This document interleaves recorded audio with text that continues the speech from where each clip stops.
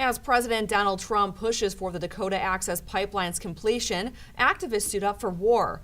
After a short-lived victory for those against a pipeline back in December, the acting Secretary of the Army said he directed the Army Corps of Engineers to proceed with the easement needed to complete that pipeline.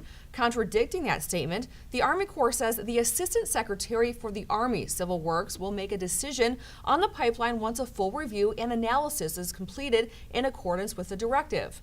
On December 4th, the Army Corps of Engineers announced that it would not allow the pipeline to be completed without further environmental review. That process could take 2 years. But the Trump administration put pressure on the Army Corps of Engineers to reverse that decision.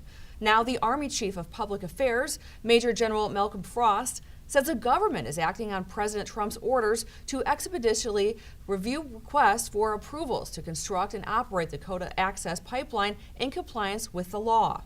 This is with respect to the construction of the Dakota Access Pipeline. Dakota Access Pipeline. Again, subject to terms and conditions to be negotiated by us. It's still unclear what those terms and conditions are. What we can tell you is that attorneys for the Standing Rock Sioux Tribe argue that ignoring the December 4th ruling is illegal, and they're vowing to take on the issue in court. As Trump pushes for pipeline completion, activists are fighting back. Last week, clashes broke out near the Standing Rock Sioux Reservation in North Dakota.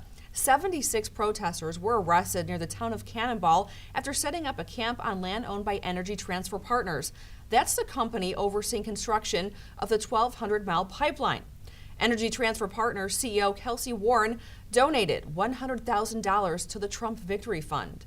Last summer, Trump owned as much as $50,000 in Energy Transfer Partners stock. The president says he sold those shares, but hasn't released any records to back up those claims. Another company involved with Dakota Access is Wells Fargo. They're one of 17 financial institutions who helped finance the pipeline. Last Wednesday, a Seattle City Council committee voted to divest $3 billion in city funds from Wells Fargo.